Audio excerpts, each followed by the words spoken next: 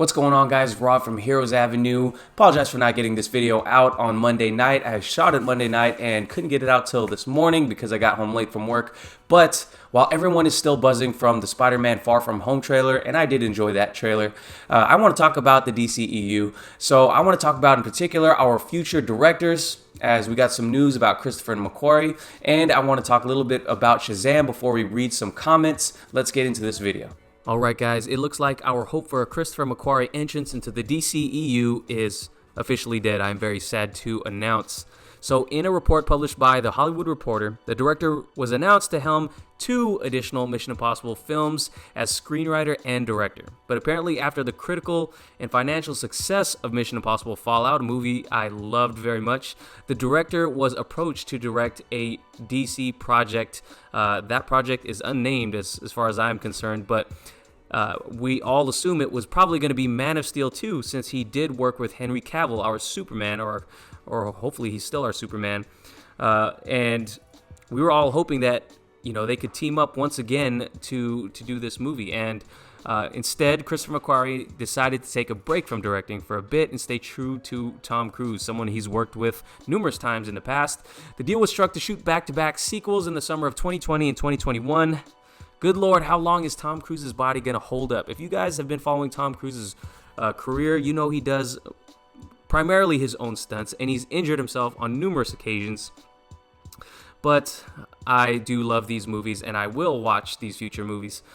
What a sad, sad day this is, because after seeing what he did with Mission Impossible Fallout, it was only natural for us to want him in the DCEU, let alone what he's done in the past. So let me go ahead and just talk about or read you off some of the things he's given us in the past. So he both directs, writes, and produces films and TV, but I'm just going to talk about some of them that I really enjoyed. So he wrote and produced Valkyrie in 2008. He directed and wrote Jack Reacher in 2012. Really enjoyed that one. Another one, Tom Cruise.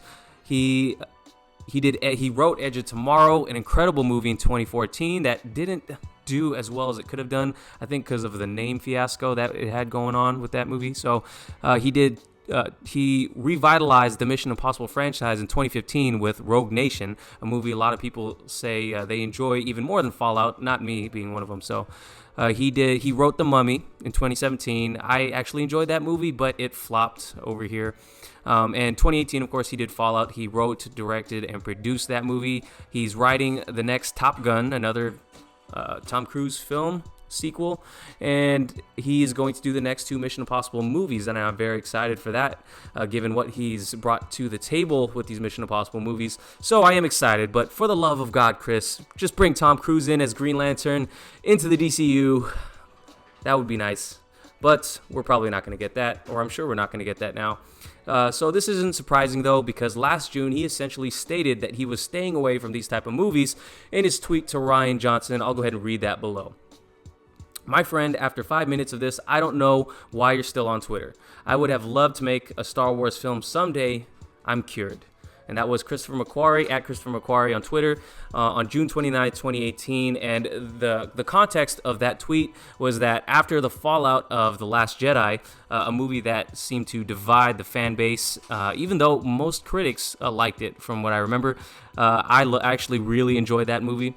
But it did divide the fans, and the problem with the culture that we live in today is that we have such easy access to these directors and these artists that people feel the need to attack them, even though it's something that they've probably been dreaming about doing for their whole life. A Star Wars movie, they attacked Rian Johnson, and they got very personal and harsh with their criticisms towards him, and Christopher McQuarrie chimed in with that tweet, essentially defending his friend, and he says he didn't want to do a Star Wars film, and saying you wouldn't want to do a Star Wars film, you know, Star Wars there's a similar type of there's similar type of behavior going on in the superhero world as well, because if you just look in the comment section in a lot of videos, if someone doesn't agree with your opinion, then they will attack you quite harshly, you know. Even if you're just saying how you feel, people will attack you for not agreeing with them. So it is a kind of toxic culture that we have at times. It is a culture that that could breed a lot of intriguing and fun relationships for people that you would never be able to interact with on a day-to-day basis in person.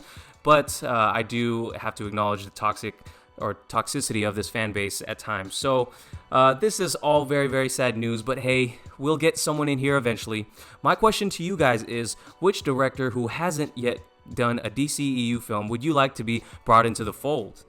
There's a lot of directors to choose from, guys. I think my number one pick, if I had to choose one, would be Leigh Whannell. I think I'm saying his name right, but he recently directed Upgrade, a movie that not enough people have seen, and I really, really loved that movie.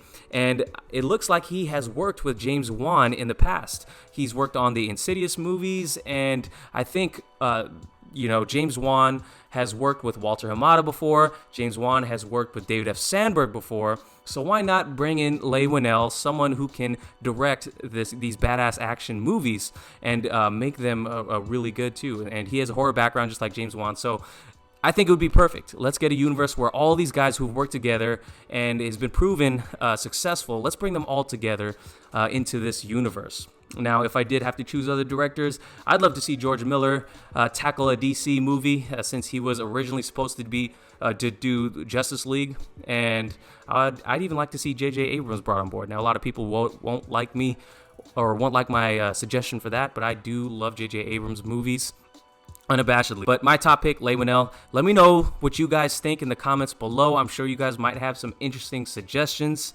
Let's move on to the next topic. And the next topic isn't a huge topic, but it is a fun one to talk about since I've been doing a ton of Shazam coverage in the past few weeks.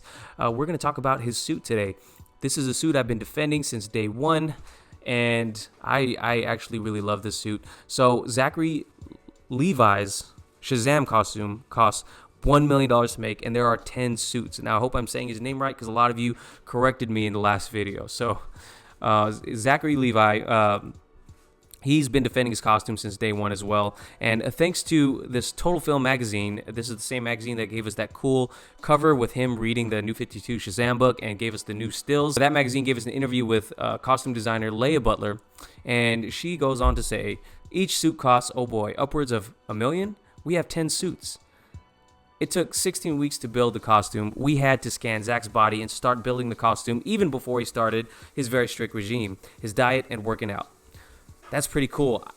It's crazy to think about the amount of work that needs to be done for a film like this before the film even starts shooting, before the actors are even ready for the role. It's pretty cool to think about that with this little detail here. And in regards to scanning Zach's body, I think he has done a great job in getting his body into superhero form. Now, a lot of people still criticize him for not looking exactly like the part or exactly like a god. And I just want to remind everyone, no one is going to look exactly like a superhero from the comic books unless they are on some performance-enhancing drugs. Now, I know this is a little off topic, but outside of doing this channel, I am a personal trainer. I teach exercise classes. All of my full-time work revolves around fitness, and I gotta say, Zach has been doing a crazy good job in the programming and nutrition aspect, because if you follow him on his Instagram, he regularly talks about what he's putting his body through, and I think he's doing a great job for it. So my last question to you guys today is a simple one. Zachary Levi's Shazam costume, yay or nay? Let me know in the comments below. Now, let's go ahead and end this video by reading some of the comments from my last video. Okay, so I like to choose comments randomly on this portion of the video, and I'm going to try to get through more today, so I might have to answer them a little bit shorter, but let's go ahead and get started, The new Appellees, I'm not sure if that's how you say that, I'm probably saying it wrong. I disagree with your assessment about Gal Gadot's acting ability. Chris Pine was great in Wonder Woman, but I personally feel like Gal still made the film.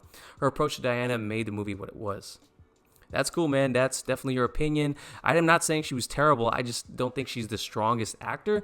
Again, I probably need to see her in more movies, but I don't think she's the strongest actor. And I definitely do think she made the movie what it was because there has been no other big screen adaptation of Wonder Woman. There was that show back when, I forgot. I'm blanking on the actor's name, but hopefully she's in the next movie. But yeah, she definitely made Diana who she was, because there was no other person to compare it with. And she did a pretty solid job, I'm not going to lie. And I think a lot of it has to do with Patty Jenkins' as directing ability and playing to her strengths, as well as Chris Pine.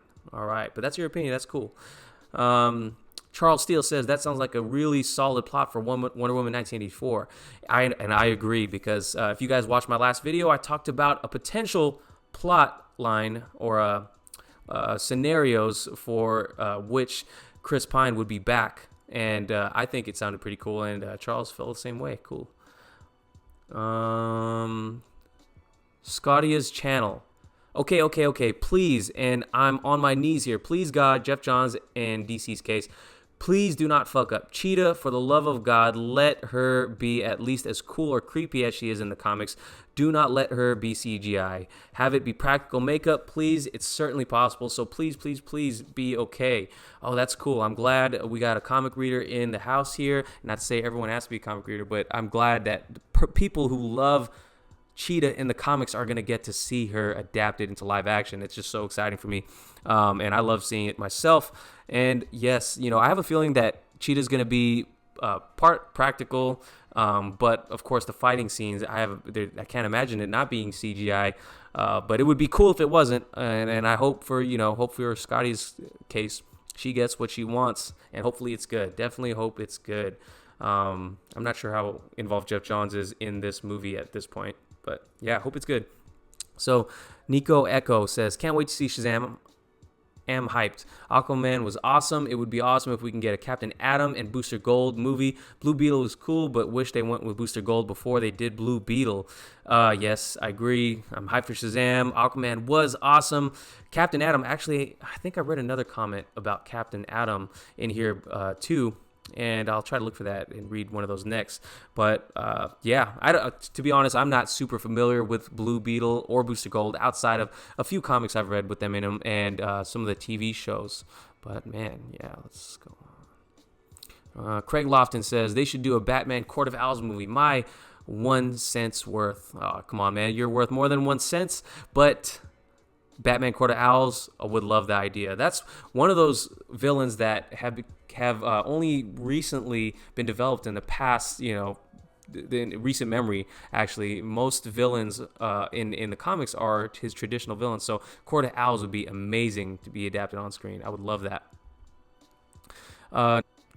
Okay, Valentina Simmons commented a few comments on here. I'll read a couple of them. I like the setup for Black Manta 2. I agree. In my opinion, it was done the right way. Oh, she's referring to Black Manta being included in Aquaman. Yes, I love Black Manta. I love that he was included in that movie. She says, I'm not interested in seeing Mad Hatter in the Batman. Deathstroke and Black Mask make a lot more sense with the Penguin as the villain too, in my opinion. Hey, I agree. Well, Mad Hatter would be cool. In a Batman movie, wouldn't be my number one choice, though. Definitely Deathstroke. Black Mask is going to be in Birds of Prey movie. That makes sense. Danny Stitches says, I love all the Blue Beetles. I hope we get to see both the Golden and Silver Age Beetles mentioned. The way they tied all three together was brilliant, and they are all great characters. Not really a Booster Gold fan, but if it gets me Blue Beetle, then I'm cool with it. Oh, man, that's cool, man. I love that we got fans in here getting to finally see their favorite heroes in live action. Hopefully we get more news about it soon. Hopefully development process goes well so you can get Blue Beetle. I haven't read a lot of Blue Beetle myself outside of I've read almost all of the Injustice series. I actually love that comic, and that's the majority of where I got my Blue Beetle stuff from. So I definitely would like to see him adapted, and hopefully it's good. All right, let's see. Spank Me Santa says, is it true that Wonder Woman 1984 got delayed so they could change the ending so that Cheetah survives instead of dies, so Luthor can recruit her for the Legion of Doom?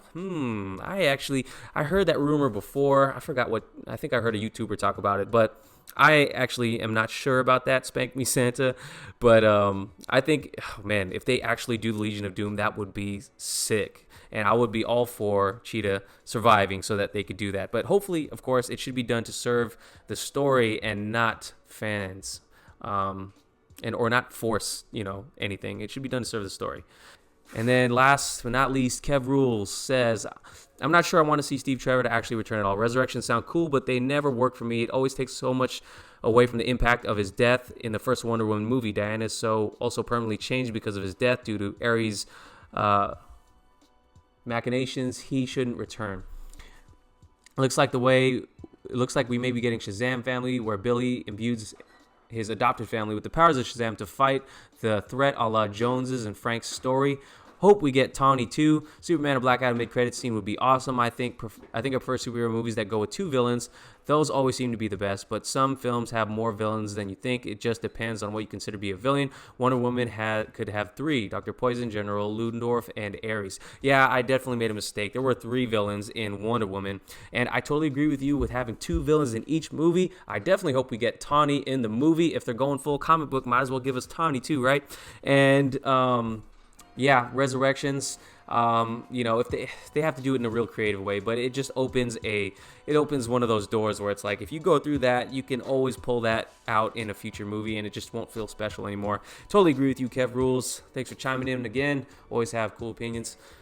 All right, that's all the comments we have today. So that's it for today, guys. I hope you did enjoy the video. If you did, please go ahead and give it a like. Subscribe if you haven't already. Hit the notification bell to be notified for all our videos. Definitely leave a comment about what you thought about today's topics, and I will catch you guys later. Peace.